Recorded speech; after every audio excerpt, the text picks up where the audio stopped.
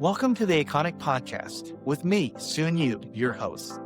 The Iconic Podcast features candid conversations with successful Asian and AAPI leaders who share their personal journeys of challenges and triumphs.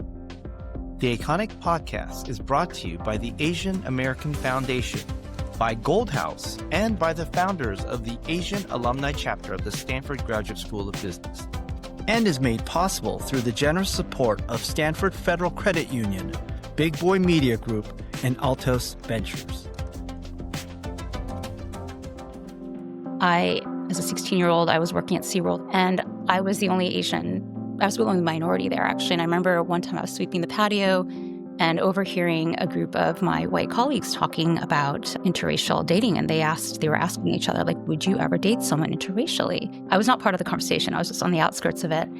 And I remember this guy who I thought was cute, actually, he made eye contact with me, looked away, and he's like, no, I'm just not attracted to them. And it was a very matter-of-fact thing for him to say, and it was probably very true for him. But for me, it was devastating because that was the world I knew.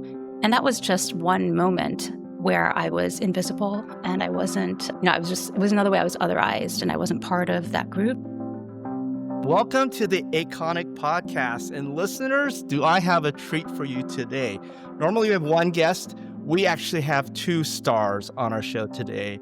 And it is very exciting from my point of view. It's also very intimidating because I got to figure out how to juggle so much star power on one show. So anyway, we have Abigail Hing Wen and Ashley Liao here. And thank you guys for joining us. Thank you for having us. Oh my God.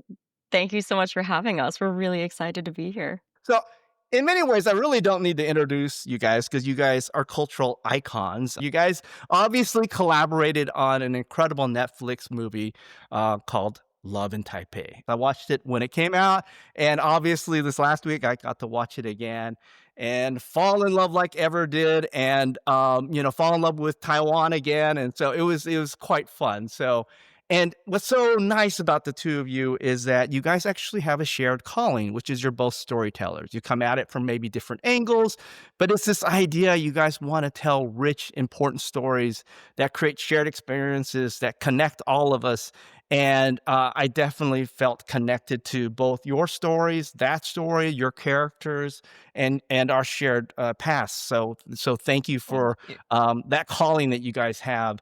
The other thing is you guys have used that calling for an important role, and that is to get stories of AAPI main leads and characters out into what I call, main culture. And so thank you for doing that, for celebrating both heroes and stories from the AAPI community. Little bit about Abigail. She's a New York Times bestseller. I never got that. I always wanted it. And so, yes, let us do a really showcase. I mean, yes, we got all her books. In case those of you who are just listening in, we are now Ashley is showing a bunch of her books. I'm showing her latest book, The Veil. She's obviously wrote the Love Boat series, which there's 3 of them. Also, another very interesting about some Palo Alto high school kids called Kisses, Code, and Conspiracies. And most recently, we'll talk about this one, The Veil, which I think is very interesting. I've cracked it open, started to read it, and I didn't realize AI could do so much. So this is going to be fun. You've also done, not just writing. You've been a producer. You've been a screenwriter, which I think is a little bit different than being an author. You've been a director, and you did the prequel for The Veil with Leah Salonga, and it's an amazing accomplishment. And what people probably don't realize is that you are a former tech and what I call AI VC, and actually you're a tech thought leader. You actually had your own podcast. So, maybe you can help me improve this podcast by giving me some advice. But you did it for Intel. I think it was Intel on AI. And at the end of the day, I think what's so interesting is you come from a very conventional, what I call upbringing education, and you decided to say, hell with that and veer to a different path and an exciting one. So, well, welcome, Abigail. So a little bit about Ashley. Obviously, she is the star of Love in Taipei. She was also one of the key roles, Clemencia, in Hunger Games. I watched that again last night. I didn't realize it was like a 2-hour, almost 3-hour movie.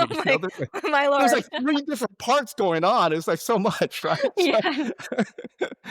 And Ashley's been in the industry that is storytelling in Hollywood longer than Abigail's been doing it. And she started out at age 13 and had a recurring role in Fuller House as Lola.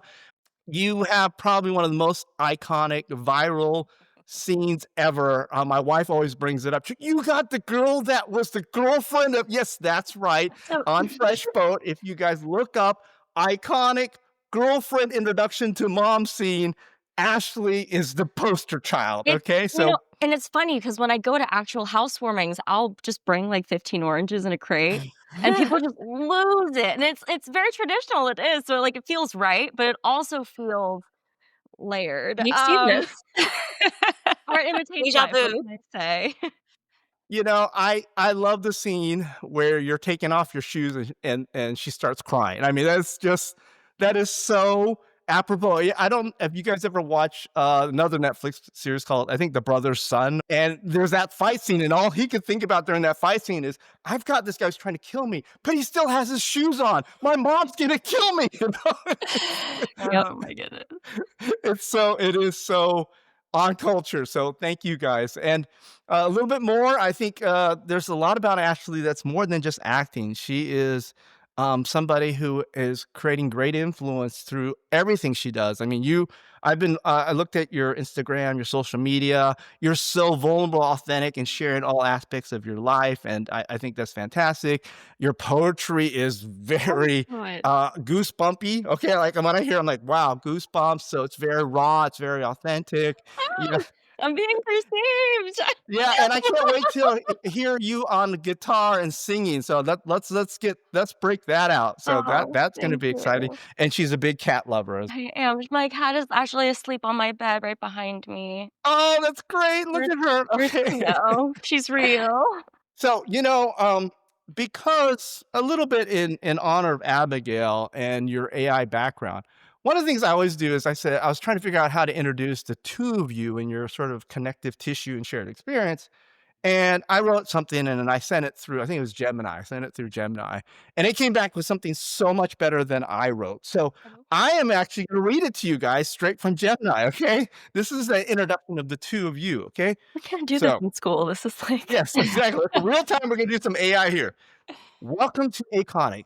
Every icon has a hero's journey, but what happens when two iconic journeys converge? Today, we have the pleasure of speaking with two phenomenal creative forces who brought the global hit Love in Taiwan to life. New York Times bestselling author and executive producer Abigail Hing Wen, and the star of the film, the incredibly talented Ashley Liao. What makes this conversation so important is the deeper story. Both of these women were on paths defined by immense pressure, prestige, expectation, and the demands of achievement, but both made a conscious choice to reject the script. Lord. Wow. All right. I Abigail know spent Gemini was so nearly dramatic. I know I hero know. drama, level Yeah, 10. but Gemini, Abigail spent nearly 2 decades as a corporate lawyer and an AI leader, secretly maintaining a graveyard of novels, Graveyard. quietly pursuing her true calling until the authenticity of her voice, her story, and finally demanded center stage. Ashley, meanwhile, channeled her raw, intense, emotional life, Ugh. the kind she discusses so candidly in her personal struggles and her advocacy, into the craft of acting, transforming vulnerability into power and using the spotlight to drive a moral conversation. This is true. This is a conversation about the courage of nonconformity. The moment two fierce, disciplined women threw away the expectations of what they should be doing and instead created the culture they needed to see. Wow. I have never had anyone read Gemini on a podcast, and even I can already tell this interview is going to be like none other. Forgive me But for laughing. I'm just like, it knows things about me that I don't even know about myself. Right. I Right. was like, "Oh, yes, you're right. I guess I do." Like, do Well, that's the that. thing about our relationship with these AI tools is because we have a public profile, like the tools know us. It's Mhm. very, very strange. Yeah, and I was looking at all the footnotes. It sources from everything. I mean, obviously, it sources from articles. It sources from your own websites if you guys have that. But it sources from all your social media presence. It actually sources from comments you made on other Oh, people's wow. posts.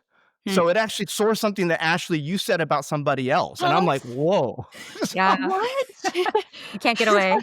So that just shows you, I mean, I think that was mostly very accurate, and I think what it also demonstrated is the connective tissue of the fact that you guys have these, very unconventional, careers, from an Asian model minority perspective, right?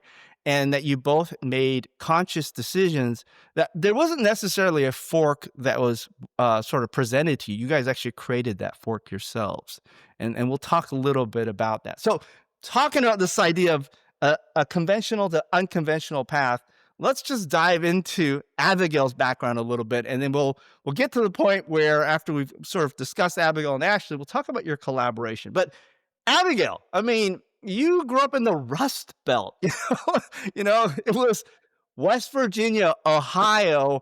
I think there's like a place called Wheeling and a place called, is it Solon or Solon? And these are like towns of 25,000. Yeah, 25,000 people. Can you talk about sort of growing up Asian in these, in the Rust Belt in these small little towns? You definitely did your research, and there was one other town we were in called Lima, Ohio, which is even more rural and rustic, all the way in the western part of the state of Ohio. My brother and sister were born there, and yeah, I was always very conscious of being different because people reminded me. So when we went to the mall, people would point us out, and I was constantly being asked by everybody, "Where are you from? Like, why is your English so good?" So I think as a result, I just became very hyper aware of my otherness and my differences. And I didn't actually understand that I was an immigrant kid. I just thought like we all came from the same worlds and backgrounds. I assumed we did. And it wasn't until years later that I was, oh, the reason I'm so different is my parents came from the Philippines and Indonesia and they're transplants. And that's why the life inside my home was so different than the life outside it. That's so amazing. And I think what's so interesting is growing up in that environment, both feeling normal, but also realizing that you had a different type of background. I think it's one of those things where it really helped you, I think, sort of hone your imagination, right? In terms of, uh, I think growing up in the Rust Belt, you probably try to imagine what it's like to be elsewhere, and all these different. I mean, you're really good at world building, right? And that skill of world building started really early on when you actually you did this something called group stories with your siblings. Can you talk a little bit about this idea of how you used imagination and world building to actually entertain and sort of bond with your siblings? Wow, you really did your research. So, group stories, wow, I've never heard anyone else repeat that term to me. But those were what I called the stories I told my brother and sister, my younger twin siblings. And I would start off by defining the group, and it would be our cousins and a couple of our friends in our community. And we would be on adventures as like kids in a world without grown-ups. And a lot of it was like walking through a forest, which I laugh now because I'm like, oh, that's the veil. But also, all my stories are actually about kids like trying to survive in worlds without adults and making their own way. So lots of adventure stories. And I think it's like I gravitated to books because that is where I found my friends. My closest friends were like Laura Ingalls and the Chronicles of Narnia kids, and I loved A Wrinkle in Time. And they all feed me in different ways, and they all actually, if you look at my body of work, they're all reflected in my works in different ways too. And a lot of your work has this idea of alternate realities, right? Hmm. Even when you did Love in Taipei, I think there is this one cafe where the ant works, and I think it's the butterfly dream, right? And it's the idea of like, am I the butterfly or am I here, right? And it's so this idea of alternating between different realities, and I think that's so. That might also speak a little bit to you because you actually had different realities. You had the reality of growing up as a normal Asian overachiever. I mean, you were, I think, weren't you valedictorian at your high school? You were a presidential scholar. You went to Likely. go and hobnob with President Clinton. And then you went to some school, remote school out east called Harvard, and then and then you got your JD from my wife's alma mater, so I can't Mhm. speak down on that, okay, with Columbia. So, I mean, that is a very traditional overachieving childhood, right? Would you agree? The thing is, I never thought of it that way. For me, I I don't actually think of myself as competitive, but I think of myself as competitive with myself. Like, I always just Mm. pursued the things I loved and I wanted to do because I was interested in them. So I remember, I was on the dance squad and the show choir because I loved music and the performing arts, and it wasn't something that I was able to do easily. Like, I had one role that I was cast in as a ninth grader. I was so thrilled to be cast as like the seventh actress in this little play called Four Little Words. And when I got there and I read the script, it turned out it was a girl who couldn't speak English. And she actually, in that book, they didn't even give her like a real language. She spoke a made up language. And I was so traumatized from that. And I was not a good team player because I was just like demoralized, completely demoralized. And I never got another role again in our theater group. But I did do show choir and I did do Starlets, which was our like dance squad. And I did all those things because I loved them. But they all kind of just built on each other and I ended up where I ended up. But really, I think for me, I didn't know. I had no idea. Like, no one in my family had ever gone to Harvard. My grandfather actually gave up his college money to start a business. So my family was actually a little bit anti-academics, but my mom getting a master's as a teacher was the most educated in her family. She was number 11, so nobody really cared. But yeah, it wasn't really, I don't think I had the typical like parents pressuring me to be an overachiever. That's interesting. So it's sort of this idea of internal motivation. By the way, that's payback for that drama teacher that didn't cast you as something more. Oh, no, I remember I shared that story with a producer, and they're like, "And now you have a movie of your own." I'm like, "Yes, I guess we did come full circle on that." And you have the empathy of what it's like to be the seventh character that doesn't even have a language that they're given. So that is a pretty that's really great empathy that you can bring to that. So you had a fairly traditional background. I mean, you then went into, I think you did judicial law for a while. I think you almost ended for RGB, didn't you? Is that right? I did interview with her. I was so fortunate to get to meet her. And I think, I went into law for the reasons that I actually feel like I'm living out now. I cared about social justice. I cared about representation of our community and advocacy. But then I found like the golden age of the law had passed. Like, really all the major innovations in law were in the Warren Court era. And Mm. it just wasn't exciting for me to move into that field. And I actually found that I was so much more effective in other ways, like strangely enough, working in corporate finance, working like where the business has actually made a difference in everyone's lives. And then, of course, starting to move into creating stories that did represent our community and the real people and humanizing people in our community. Yeah, I think that's really wonderful. And it wasn't something where I mean, you had been writing stories for quite a long time, and you kinda did it sort of as a moonlight, right? It wasn't like your full-time job, you weren't getting paid for it, Mhm. so it was a true indication of, your real passion is something that you do without getting paid for, right? And yet you were raising a family, you had 2 kids, and you had a full-time career, you're this, corporate VC with an incredible, legal background, and yet on the side, you, I think, had written probably, I don't know, I'm gonna say at least 4 or 5 novels before any of these saw a publisher that actually wanted it. Can you talk about this idea that I said earlier that, sort of Gemini talked about, which is you had this graveyard of novels, and the sense of, I think, I think multiple versions and lots of rejection.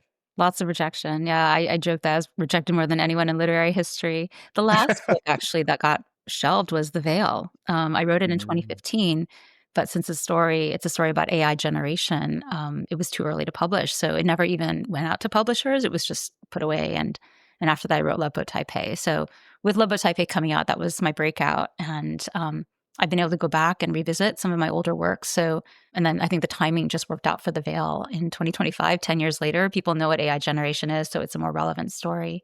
But yeah, there's no overnight success for sure. I did bury 5 novels along the way, and part of that was I was just learning how to be a writer. But part of that was it was a time before Crazy Rich Asians and Hamilton opened up the world for like, hey, diverse stories can find general audiences. So I think I definitely benefited from the ones who came before me, and we came out at the right time with the zeitgeist.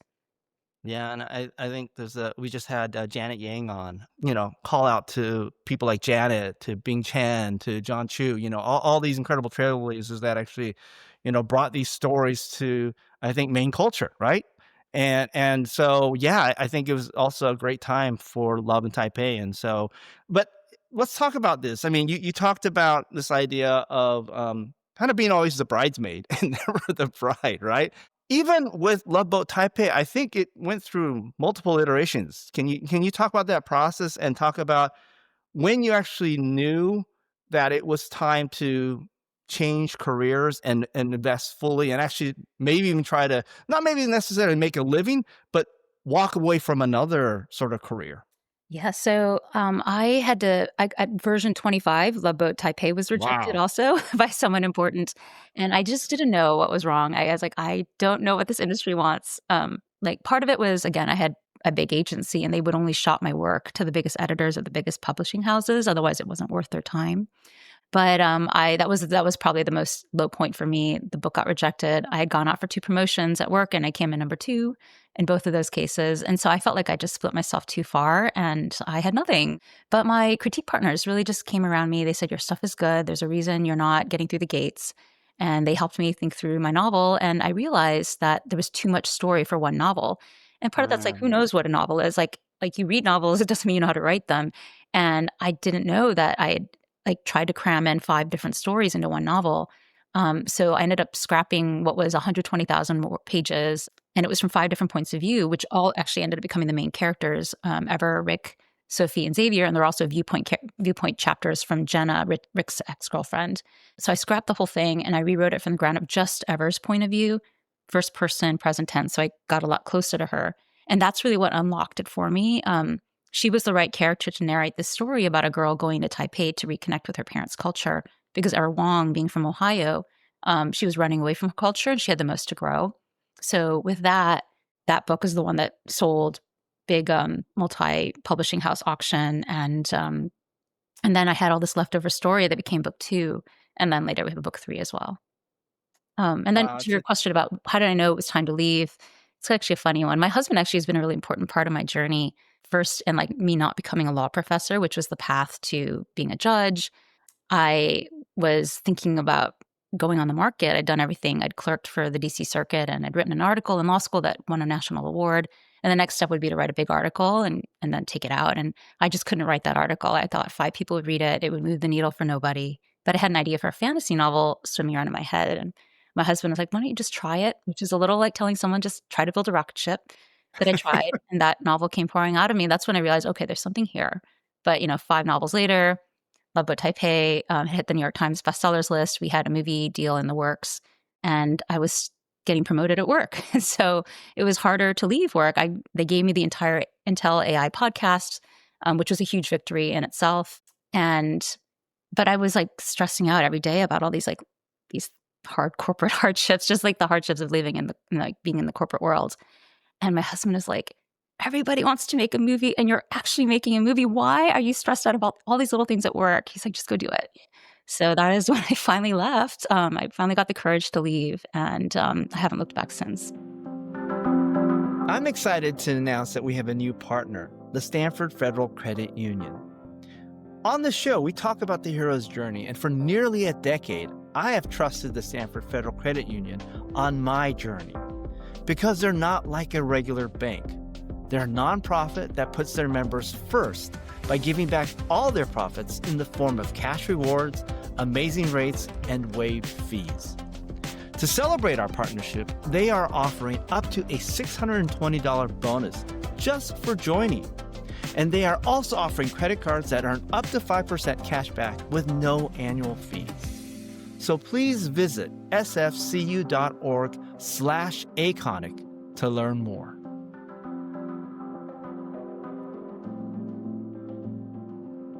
I remember there was a time, like I was like 19 or 20 and I just did not see myself getting older. Like I physically did not see it happening for myself. I did not want it to happen for myself. I was on the phone with 988 just having a stranger tell me like it was going to be okay.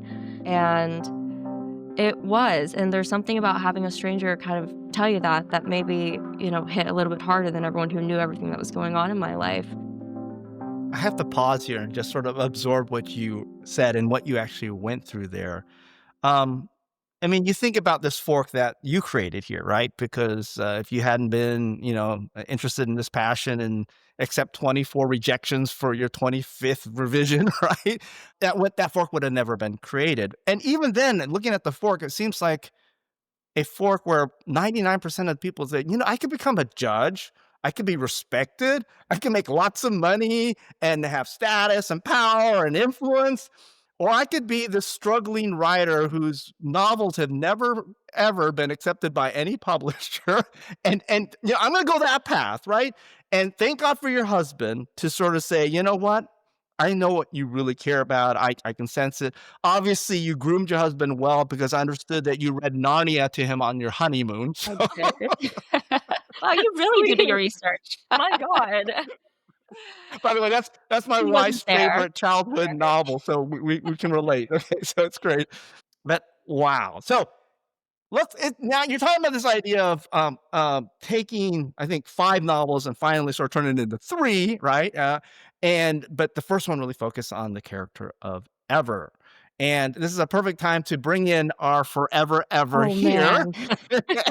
Oh, me, oh my. and talk a little bit about Ashley. Ashley, I think you were a child prodigy. Oh, don't. You Oh, wow. That's a yes, big yes. word When to you were use for someone like me. That's crazy. Well, I mean, look at it. The simple signal to me is your first real sort of called breakout acting role that went viral was when you were, I think, 13 years old, Yeah. and you were such a natural. Oh, my friends send me this clip, like, all the time, and so, like, sometimes it'll show up on my own social media, and I get like, getting jump scared by yourself is really weird. And so, yeah, every, like, 6 months, this video just goes viral, my friends send it to me, and they're like, "Ha ha."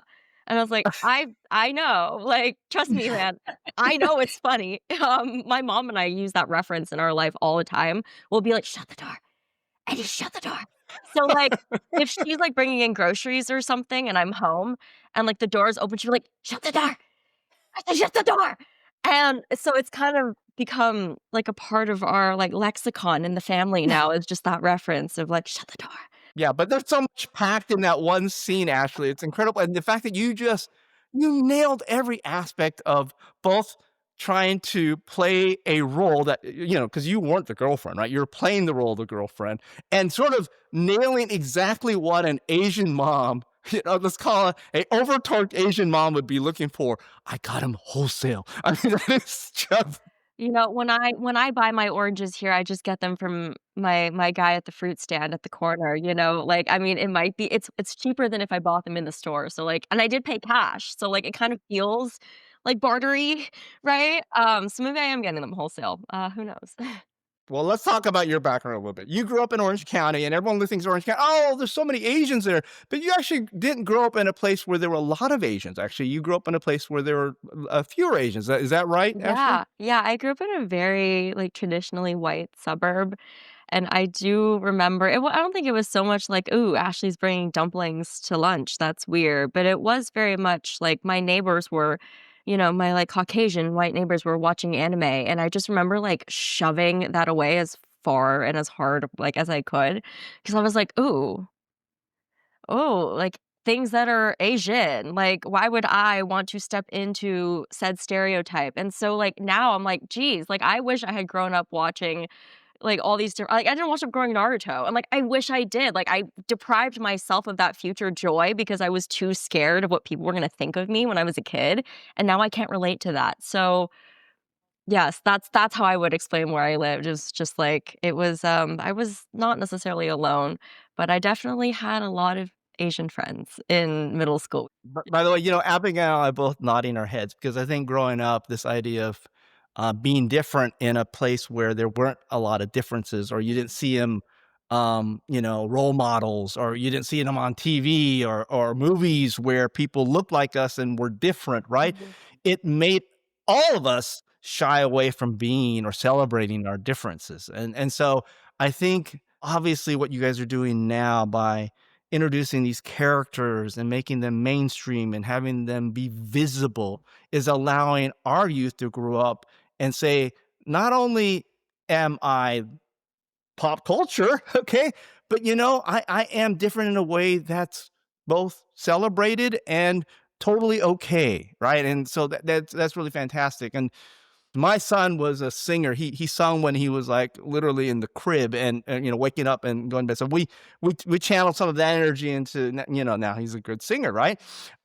You had, let's just say your mom said you were overly dramatic or too dramatic, and that was, I think, something noticed when you were probably even pre fifth grade. Can you Yeah. talk about both your mom channeling that and then also your declaration at fifth grade? That's what, 10 years old, of what you already knew what you wanted to be and how intentional you were about that. Can you talk Yes. about those two situations? So, like, some parents put their kids in soccer because they have too much energy. Mine put me into community musical theater because I was too dramatic. And so I remember really being against it, not wanting to do it, and I fell in love with it. And I think looking back on it now, and it's taken me a lot of therapy actually to realize this, is that, like, I was an actor before I really was an actor.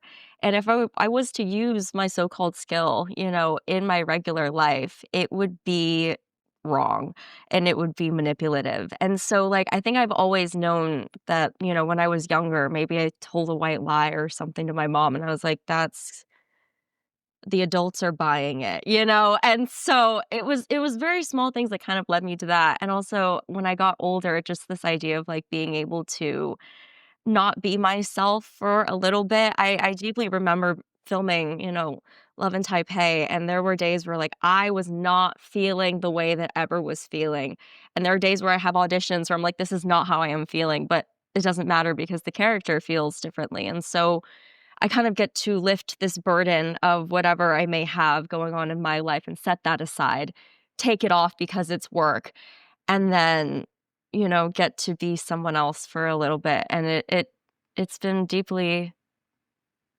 like, helpful, I think, actually, in my life to get to express it like this.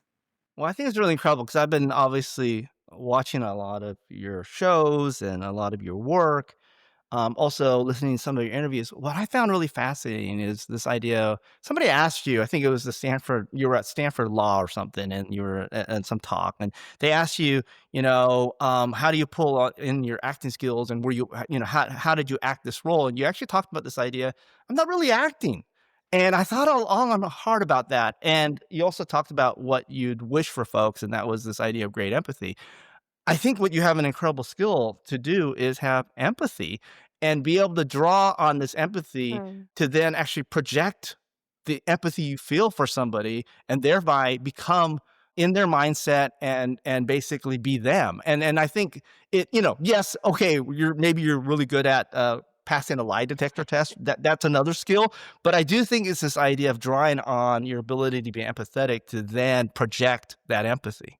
I think that that's exactly it. I think at the center of everything that I have been drawn to in my life, whether it's academics and what I studied in college to my current profession to like my morals and my politics, I think it really stems from just a big, deep love for people. And I like the idea of being able to give yourself away so freely. And I realize now, like, I've been going to a lot of social events and people are like, "Ooh, small talk." And I'm like, it's not that I don't wanna talk about the weather, babe, but, like, I wanna know what perfume you're wearing and, what smells you associate with your ex. Like, take me there right now. But yeah, so, like, I think the quote that, like, I would actually use to describe my life, and I literally pulled it up for this, was, this is from Eric Fromm's The Art of Loving, and he says, "Giving is more joyous than receiving, not because it is a deprivation, but because in the act of giving lies the expression of my aliveness." And I feel that every time I'm able to act or able to, guardian angel syndrome, as I've put it, where you just kind of appear, someone looks up in a desperate time of need and they go, "Oh my God, you're here." And you don't know them and you do the thing and you're there for people. And I think that's very much where a lot of my heart lies. Is like I want to be, I think, very emotionally available and I have to be for my work. Yeah, that's a very powerful quote, and I was just thinking about it. Both you and Abigail are gift givers because of the stories that you guys give to us. I think what you described for me is this idea that one, I'm present, right? I'm actually present. I'm here with you. I feel heard by you, Ashley, when I'm with you, right? And that's part of being present and being empathetic. And then there's this idea that by sharing story, whether it be acting in it or by writing it or whatever it might be, is when I receive the story, all of a sudden I have a connection because there's some shared experience or some relatability. And that is a gift that I take from you as storytellers. So both of you are incredible at what I call the gift of storytelling. And I love, Abigail, how you talked about what storytelling can be, especially for younger people. And that is, it can teach us to be our better selves. It can teach us to be heroic. I think you talked a little bit about that, Abigail, as one of your motivations to storytell. Yeah. Yeah, absolutely. And, interestingly, you talk about these stories. I just realized a few weeks ago the story in my own past that led me to write Love Boat Taipei. And I'm part of this wonderful group called Ride Back Rise that was started by Dan Lin, who's the chairman of Netflix Films, to help other POC creatives in Hollywood take it to the next level. And we had this director's workshop where the director was really pushing us to share like why we were motivated by what motivates us to do what we do. And I initially shared, and he's like, "No, there's got to be more." And so I thought back to this moment that I've actually never shared publicly. But as a 16-year-old, I was working at SeaWorld of Ohio in food service because that's what everyone in my high school did. We were just down the street, next town over, and I was the only Asian. I was the only minority there, actually. And I remember one time I was sweeping the patio and overhearing a group of my white colleagues talking about interracial dating. And they were asking each other, like, would you ever date someone interracially? They went there. I was not part of the conversation. I was just on the outskirts of it. And I remember this guy who I thought was cute, actually, he made eye contact with me, looked away, and he's like, no, I'm just not attracted to them. And it was a very matter of fact thing for him to say. And it was probably very true for him. But for me, it was devastating because that was the world I knew. And that was just one moment where I was invisible and I wasn't, it was another way I was otherized and I wasn't part of that group. And, I realized like thinking back to that moment and then to what is Love Boat Taipei about? It's about an Asian American girl who gets to be the main character. And she's at the center of a love triangle, like two amazing, awesome guys that are vying for her attention. And I realized then, like, oh, that's part of the wound, I think, that led me to write a story like that, which we know is true. Like, we living in our community, we know now, like, that happens. Like, that's part of, like, who we are. But because I was in a time when we didn't have any of those narratives on the screen in books, like, I didn't know it was true. So I think that's a story, like, now that I come back to, I'm like, okay, that was really foundational for me. And I'm glad too that the wound was able to be healed in the way that it has, and that it's able to heal others too. I have to take a moment. That was a very powerful story. It was only a moment. It was a fleeting moment, but it was such a seminal and powerful moment. And you didn't know then what it would lead to. You just knew how devastated you felt.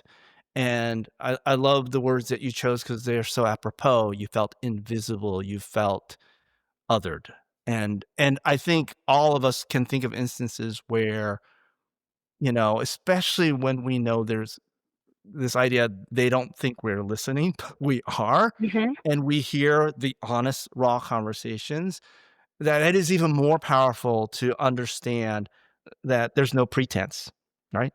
That's actually how people think and Yeah. feel, and that's what we are to them, when no one else is in the room. And so I'm so excited you shared that because it just puts this movie and everything that you did and all those 25 rejections to get to revision 26 and the 5 other novels that didn't see the light of day into perspective. And it makes the idea of the fork you chose such a more powerful fork for so many of us because you're healing our wounds by having a character.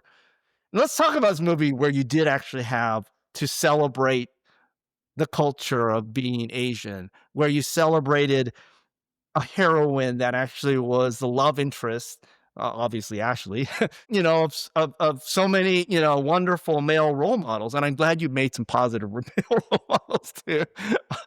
Talk about the process of finding Ever, because I think obviously outside of getting the right screenwriter and obviously making sure you had the right production company behind you, the biggest task in the movie is finding the right person to play Ever. And so, what was that process like, and how did you know? Well, that is the fun part for sure. As soon as we announced the book deal, I started hearing from everyone in Hollywood, and it was really, really eye opening for me. I heard from so many Asian Americans who had won Academy Awards and Emmys and Grammys, and that was the only role they ever had. And it was such a shock to me. I'm like, what Mm. happened? Like, you're clearly talented. Why was this the only role you ever had? And it was because that was the only Asian role at the time. And I when I was talking with producers, they said, "What's the most important thing to you for this movie?" And I said, "There's 30 different Asian American characters, and I want them to go on and be discovered into other non-ethnic specific roles as well as Asian American roles because that's who we are as a community." And so I asked for an open casting call. Like I knew we would be finding like new young stars because this movie was about a bunch of 18-year-olds. And we did do the open casting call. I didn't get to see everything because there's just too many. But we had a director of casting who kind of filtered everything with his team. And so I saw probably, I don't know, maybe 30 auditions for the It's a role. lot. Mhm. We didn't actually There are cast. probably 300, but, you saw 30 of them, right? Yeah, but I remember looking through all of them and just, like, it was wonderful to see all the talent, but yeah, we narrowed down to 3 and Ashley really just, like, rose to the top. She's just such a natural. I remember people saying, like, she's not overacting, she's, like, just exactly like a regular person in the role. That's so kind. I'm gonna cry. Oh man. Yeah, so that was incredible, and I still remember the first time I actually finally met Ashley. We had to do 2 weeks of quarantine in Taiwan because we had filmed at the height of pandemic, and so we were all texting each other, and, we'd obviously been on touch, like, over Zoom, and we did our table read over Zoom. But we filmed, in the house, like, wherever in her family are, and Ashley walked in, and her first words was, "Mom." She was looking for her mom. And now, like, it's so funny because, like, Julie, Ashley's mom, and I are such good friends, and we're working on The Veil together. So, She's an executive producer, Oh yes. my full goodness. circle. I know, I'm like, And Brandon, I "Mom." think Ashley's brother is a production assistant, isn't I Mhm. he? That's It was right. a family affair, and I'm so grateful that, like, we were able to, like, meet like, our families kinda met each other, right? So I was in Berlin filming, The Ballad of Songbirds and Snakes, and Abigail, actually, you were in Vienna, and so Abigail, like, flew over, and we got to spend, like, a day together, and I was like, "This is crazy," you know? It's one thing to, like, hang out in California or maybe New York, but, like, to be abroad in Europe together and to get to see each other, it felt like I had a mother very close by if something Oh, were to it was happen, so which was fun. Yeah, very and then I my was daughter Andromeda, who was studying in Vienna Yes. composition, was able to come too, so I know, I was stoked to hear that she was actually in, like, the capital for music. I felt like it was so right, you know? Yeah, kismet. yeah. Wow, that's well, one, you picked the right star, and I love this idea that you found somebody who didn't overact, and I think part of not overacting is just if you have empathy, people are, and especially if you're communicating that empathy, real people don't overact. So if you're being a real I person, feel you like I don't overact, right? overreact. I overact and react in my real life, but that just might be You like might overreact, but when you're acting, eh. boy, there's some clarity in your subtleness. How's that? I would say there's clarity in your subtleness. Okay, Mm, that's a great way that's of a good putting it. way. Yeah, exactly. I mean, just wholesale. It was so perfect, right? So anyway, I mean, so this is wonderful because I looked at the themes of this one. I love the background story of healing this wound and having a celebrated heroine that was Asian. I think that was really important. But I also thought it was really interesting because I looked at your background and the fact that you guys took non-conventional paths, and Ever was sort of faced with this idea of I can be a doctor or I could be a dancer. And so I saw analogies both from Ashley when she was a fifth grader standing up in her I think That is multi-purpose room and announcing to the world you're going to be an That actor is and have true. everyone I laugh I at you. forgot about that part. In 5th grade, we had to give a classroom style auditorium kind of, NPR multi-purpose room in front of the presentation kind of a thing, talking about what we wanted to be when we grew up. I remember being like, I don't want to be, I don't want to be a doctor. I want to be an actress. And some of the parents looked at my mom and then they looked at me. Some of them snickered. Some of them were like, yeah, sure. And then Well, you showed them, I didn't you? know, and I remember being on set, like, in Taipei and just being like, I can't curse, but I would say a curse word and say, "Oh my goodness, I cannot believe this is my life." And then I felt very much that same way the night that we had the Hunger Games premiere, it, like, on the Hollywood Stars, and it there are multiple times in my life, and I'm so grateful where it just doesn't feel real. I want to take a moment to thank one of our new partners who's helping make the Iconic podcast possible, Big Boy Media Group. Big Boy Media Group is a full-service marketing agency based in Orlando, and they're the real deal when it comes to helping brands grow with intention and purpose. They specialize in strategy, creative, and execution, everything from advertising, SEO, to video production. And they're not just creating content, they're building campaigns that actually convert. They've helped us grow to 120,000 subscribers. We are grateful to have their support. And if you're a business looking to scale your impact, you should definitely check them out. You can learn more at bigboymediagroup.com.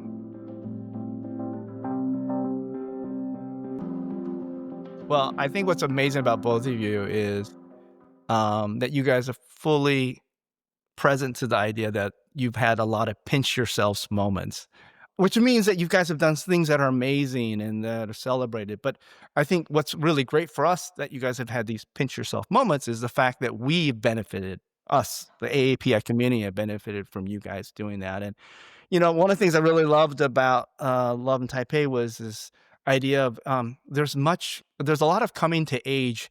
Sometimes you think coming to age is really like middle school or high school. This is post high school. I think we're always coming to age. I I'm don't know. still Yeah, I'm still coming to age, right? I didn't know how to do a podcast a year ago, so this is still kind of figuring things out, right? But I loved how a lot of it is coming to age of being API in today's culture, right? Mhm. And doesn't mean you have to be a doctor, or doesn't mean you have to be a lawyer. No, not necessarily. And there was sort of this idea of we can be more than that, right? And so I pulled out some of my favorite quotes from the movie, and this is gonna be kind of fun. I'm gonna ask both of you, you guys can answer who said it. Oh my Okay. goodness. Okay, this isn't fair. Abigail, this is like your thing. I was Yeah, but you read some of these, oh, Miss Ever, so you should know some of them. oh, trash man. Okay, here's one. Let's turn Ready? on my brain. More me than I've ever been. I feel more me than I ever have. Is that me? Do I say that? I'll give you a hint. It's actually Rick. Somebody said it to you as ever because let's face it, they effed up. Oh, with you, I feel more me than I ever have been. Oh, is that when he's wearing the red suit? Okay, wait, no. I think Abby, that's you're gonna have to help me. yeah, no, that's at the end where in the typhoon Yes. in Okay, he's wearing the the red suit. Yes.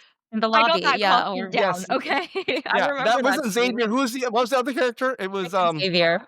there's Wonder Boy. It Wonder it Boy. was Wonder Boy said that. Rick. Wonder Boy said that. I Okay, still alright, here's And another remember. one. Alright. Ashley, I remember to be being fair to Ashley, who's soaking also read wet. the novel. Actually, to be honest, Ashley, that line was Ever Wong's in the novel, and then I gave it to Rick because we needed something to close off his arc. I'm not crazy. Oh, So well, you actually are probably thinking alright, you win, you got that one. I'm Alright, not here's crazy, another one. Ready? guys. Okay, well, you know what? We'll consider it a Okay. rewrite from the author in real time. So, okay. Okay. Be whatever I want, except what they expect me to be. That's gotta be Xavier, and he's drunk. Not is this not in the night where he's like, "Oh, my parents want me to be whatever they want me to be." Wait, say it again. I actually think it was, Ever that said that. Is that right, Abigail? I can't remember either. I thought that it could be Xavier. I said not the night where he's, like, drinking the thing and he's like, "Oh, my Okay, we're parents." gonna go back For the producers that are listening in, let's put the right answer, in text over this visual here, So they okay? So know we'll that figure we're out who's really right. wrong. I thought it was Ever, but I could be wrong, Is okay? he ever talking to her aunt, Wait, do you actually? not know either? I can't I remember. think I remember it was Oh my Ever, and none you of were us know the talking actual answer. to Xavier, Right, well, at part of it is and that this they was, like, later, Oh, I see okay? that too. Yeah, yeah. Yeah, I mean, part of it is that they connect, right? They connect on these right. They similarities. connect on this, Is this right? under the Mhm. And bridge? then, okay, here's another one. Worried about what you want versus enjoying what you have. Auntie Shoe. Yes. Yeah, Ding, ding, ding, Auntie's shoe. Feels wisdom from her. wise, Okay, you know? I got 2 more. Oh, good. I stopped trying to be someone else a long time ago. It's got the confidence of a Sophie haha, but I can't confirm that for a Yeah, fact. I think that one's Xavier, Sophie's cousin. Yes, it's Oh! Xavier. He's trying to teach Ever how to be him. Right? Okay, last one here is, not everything has to be clear. Having courage to leap into the unknown. I don't remember that line. Auntie Shoe. Yeah, it sounds like an Auntie thing. It's too wise. It does sound like an Auntie Is Shoes it my thing, but it was mom? actually Is it like my mom or my dad? Like, I oh, it is you, Ever, that's at the me? end. Really? Not everything has to be clear? Oh, wait, no, I remember, Yeah, this is towards the end. This is like, "Ooh," yes. and then the brain has and not Your everything has to be narration, you're narrating at the I end. remember Oh. recording this in, Oh, Germany. ADR. Yeah, I, like I Okay. remember going into the booth and being like, "What is going on?" That's probably why I can't remember it. Yeah. Yeah, It yeah, yeah, wasn't yeah, on that's Oh, I love narration. it. I love it. I Mm. love it. So, we've talked a lot about this idea of your collaboration and how impactful Love in Taipei was, and obviously Love Boat Taipei and the novel and the series. And it's really been amazing, and it's had such sort of broad reach in the community, and it's so wonderful to be celebrating and primarily all Asian cast. And so, thank you, Abigail, for staying strong in that and for really representing that so well, Ashley. But, obviously part of this podcast is talking about moments that weren't so great. And I know, Ashley, you've had to probably, I think in some ways, because you have such great empathy, I feel like sometimes you also feel the bad, right? And you Oh, feel it yeah. probably more profoundly than other people. And I think you've talked about this idea of being your own worst enemy, and sometimes your brain chems don't like you, right? So, can you talk about the struggles that you've had? Because I do think it's important for folks to understand that we it's natural. It's actually quite part of the human process to not always have it together. Yeah. No, I mean, I wouldn't say that, my life was difficult in terms of, like, my family situation or, like, growing up like that, but it was I definitely knew that, like, I was gonna be my own worst enemy, growing up and, mentally, like, things have not always been the smoothest and the easiest, but I think that you have your toolbox of what works, and, you're constantly adding new tools and how to navigate that kind of world and that kind of life, and it's not to say that it doesn't hit me, like, today when it's raining and 50 degrees outside here in New York, but yeah, I remember there was a time, like, I was, like, 19 or 20, and I just did not see myself getting older. Like, I physically did not see it happening for myself. I did not want it to happen for myself. I was on the phone with 988 just having a stranger tell me, like, it was gonna be okay, and it was, and there's something about having a stranger kind of tell you that maybe, hit a little bit harder than everyone who knew everything that was going on in my life. And so, yeah, like, that was a really big thing in my life. I think that I've always wanted to, like, be the love that I had never felt like I had received just to prove to myself that it existed out there because I exist.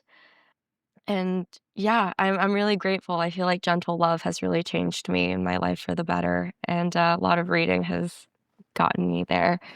Yeah, I've had the privilege of being able to sort of go through some of your public social media posts, and you've been so courageous and vulnerable in them. And you talked about, seeking help for mental health.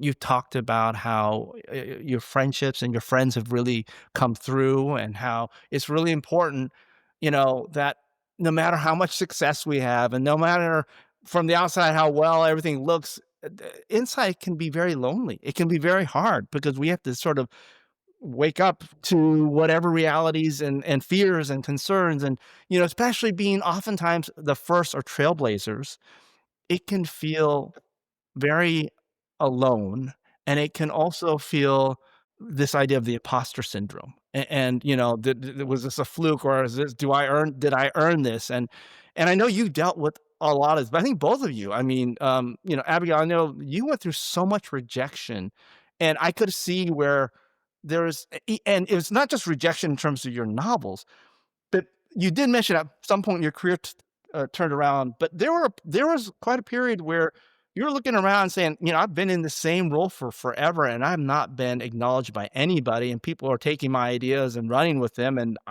it was my idea, and I'm not getting promotions from it. So, Abigail, if you can talk a little bit about this idea of sense of rejection on so many levels.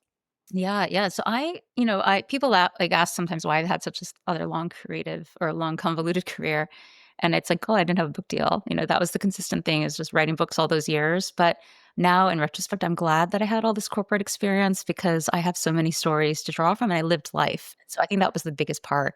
And part of living life as like an Asian American woman in the corporate world is I didn't know how to ask for promotions. I also couldn't be bothered with things like titles and awards and those things. They all seem so small and they don't matter. They honestly don't matter.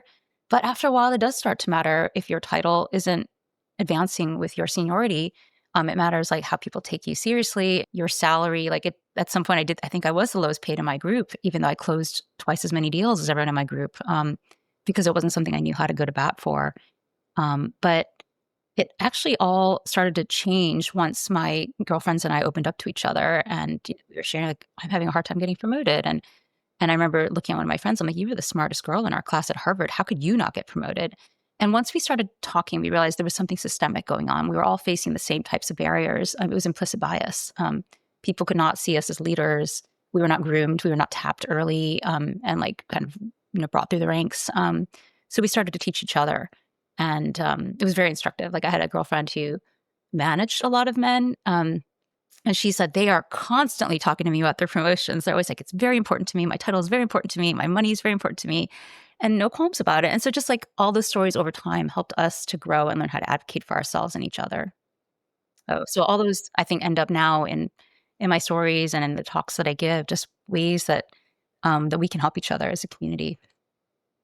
This is a really important topic. I wish we had another podcast, just this idea about power, right? And how important titles do actually both influence power, not only how you feel about yourself, but honestly how others view you. And I think it's really important. I attended this one, I think, summer session that Stanford has on executive leadership for Asians, Mm, and one of the most famous professors, Professor Pfeffer, right. talks a lot about power. I love his Debbie, book. of course, right? Yes, and he was basically saying it's a Machiavellian world, and if you don't eat dogs, somebody else will, and you will be hungry. Okay, and it was talking to a room full of Asians, and I think there was this sort of heaviness in the room because everyone felt like exactly what you were saying to your kids. Titles don't matter. It's about the work. It's about, collaboration.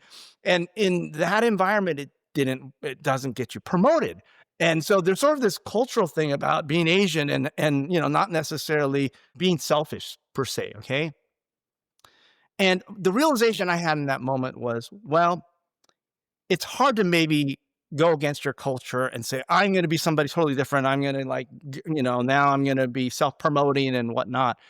But the motivation to fight for the title, the motivation to fight for the promotion, I think one of the most important ones is we don't have enough role models.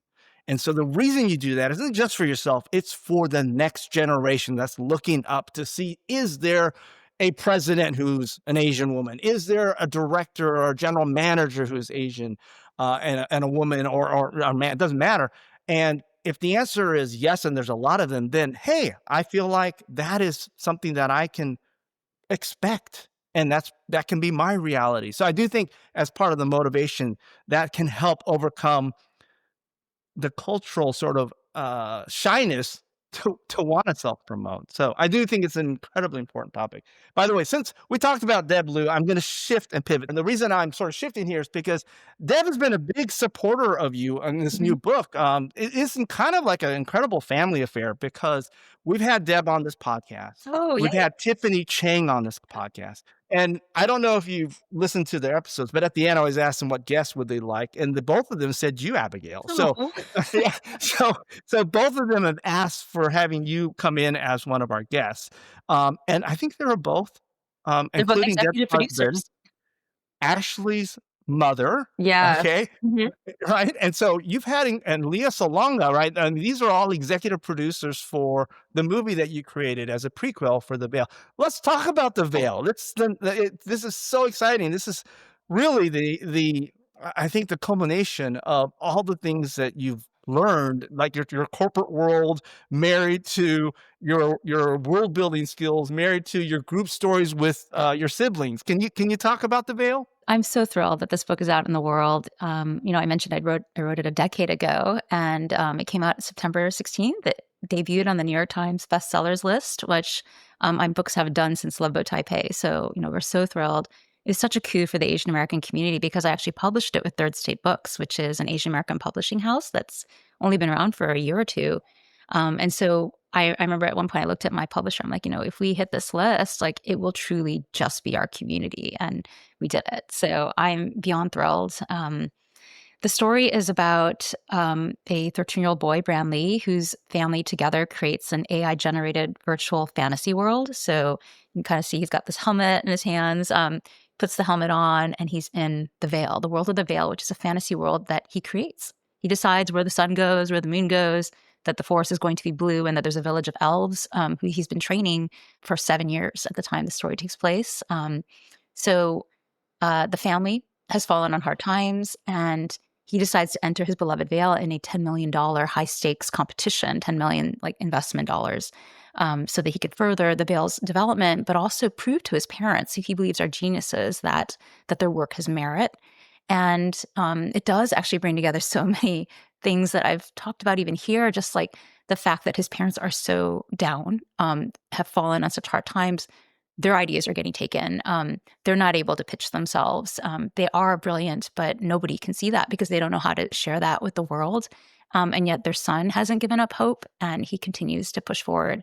But a problem happens, which is that a wizard appears out of nowhere in this virtual world that Brand did not create. And so when I speak at schools, I ask the kids, like, where do you think this wizard could have come from? And I love hearing all the answers and the guesses because these kids really know their tech. And they're so savvy, and I just am so encouraged when I hear about that. But yeah, I wrote The Veil partly as a way to democratize access to this really powerful technology that even in 2015 I saw it was coming. I saw that it was seeping into all aspects of our lives, and I wanted people to know about it so that they could be equipped to take advantage of it, but also guard against its pitfalls. That's wonderful. And Ashley, your mom and brother got involved. I feel like Yes. this is such a family affair.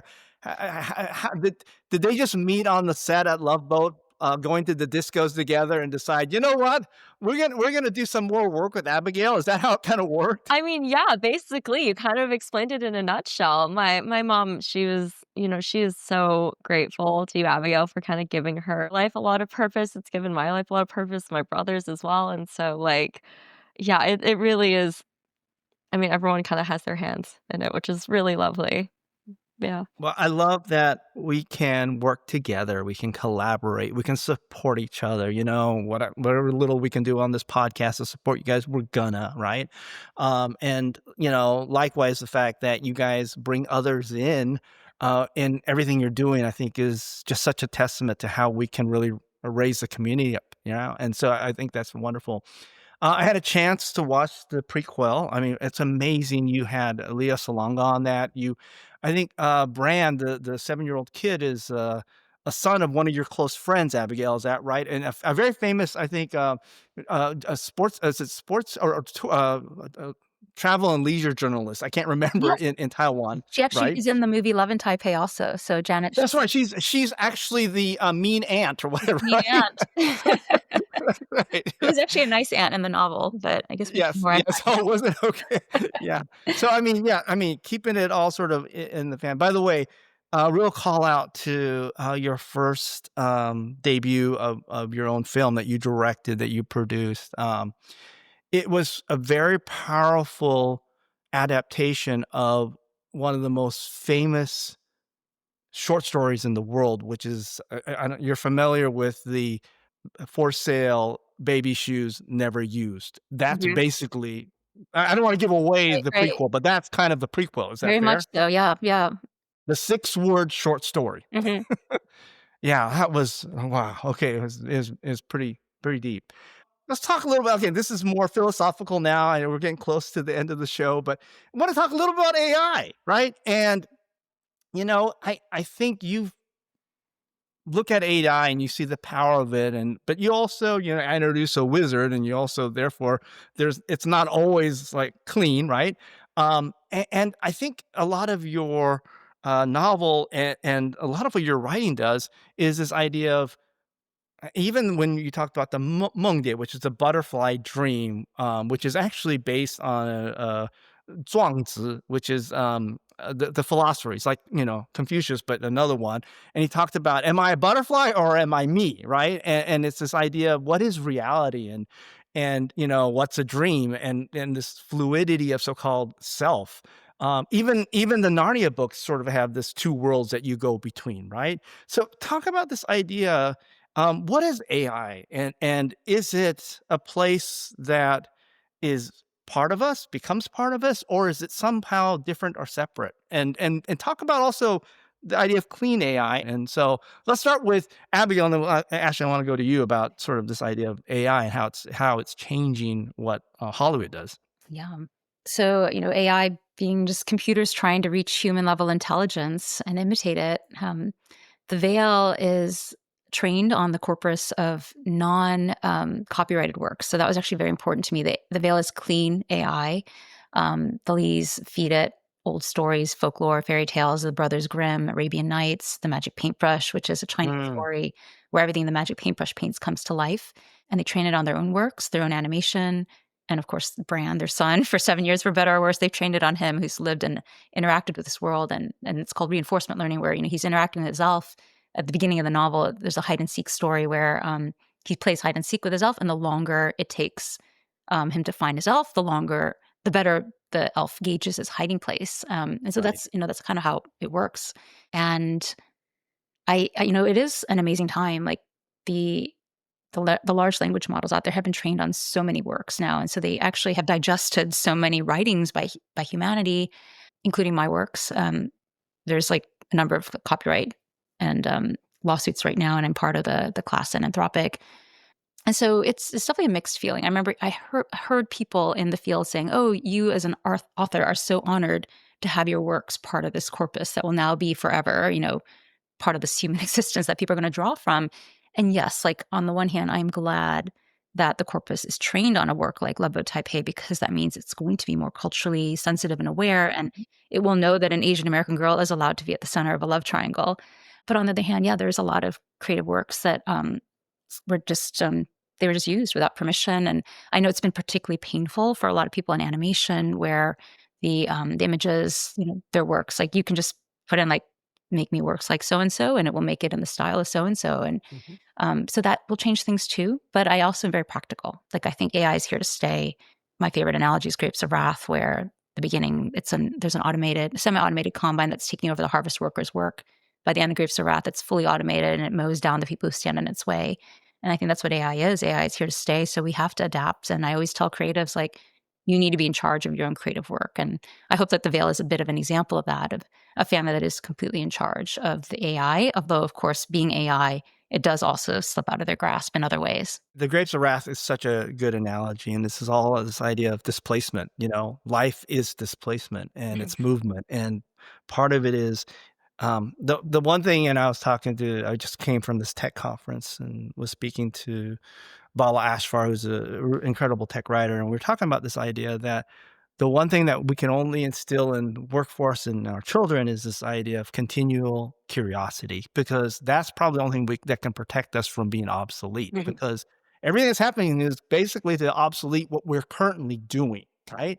And I think, actually, you're at a very interesting time to be in the entertainment industry, right? I mean, I think there's an actor who's pure AI now, right? And there's also yeah, and in terms of our habits, there's deep fakes, and our desire to watch 2-hour movies is becoming less and less.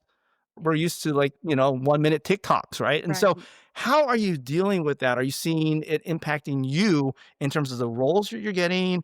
And obviously friends in the industry, how is it impacting them? Yeah, I was really grateful actually that I finished out college right at the tail end as AI was creeping in. I don't know if I would have been able to tolerate knowing that my classmates were getting the same grades as me and doing no work for it. But yeah, I took a few classes in college about machine learning and about big data and stuff like that. And so going with that knowledge and also mixing it with what I know about deep fakes and, photos of me underage at the beach being turned into things Mm, that should not exist on the internet.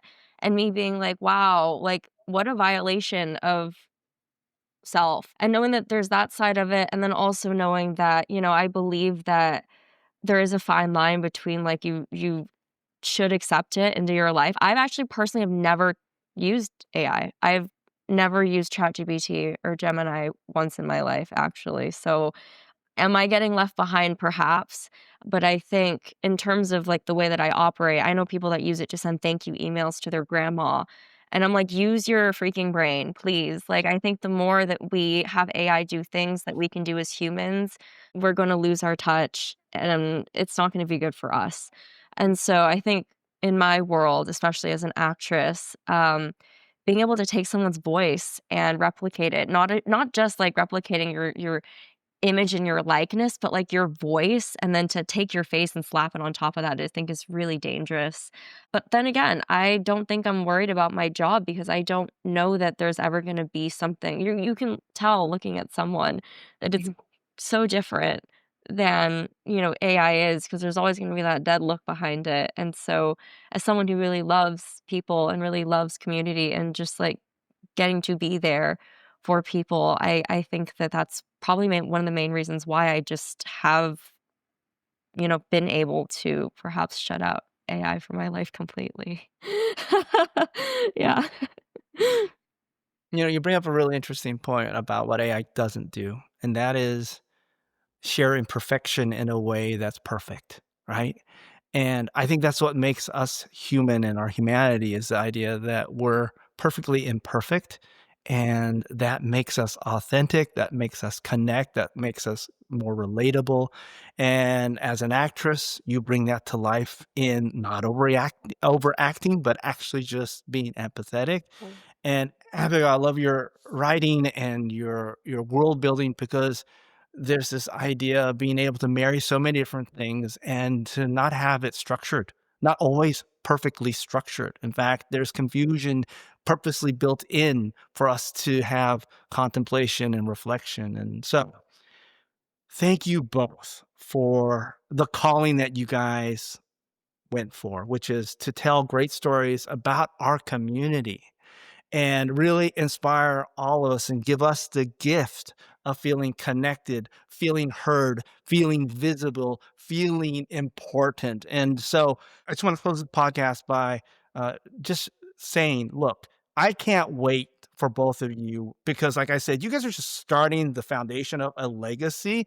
I expect many more books coming out of you, Abigail and Ashley. I expect not just new roles and new sort of movies that you're going to be a part of. You have so much creative energy. I want a book on poetry. I want to hear your music. You're going to collaborate with Abigail and other people, and you're going to screenwrite, and you're going to come up with incredible ways of using all different types of media, and both of you, to bring stories to life, especially about our community. Thank you guys both so much for being Thank on this you. podcast. Oh, thank you, Soon. Thank you for Thank such you so much. incredible questions. And Ashley, it was so fun to hear your Oh, it's answers. always so good to see you again, even if it's through a little screen. I know, right? An hour of you two, that's like worth months of what I call thought leadership. So thank you Oh, guys both so much. Listen to all episodes of Aconic on aconicpodcast.com. You can also catch new episodes on Apple, Spotify, or wherever you get your podcasts.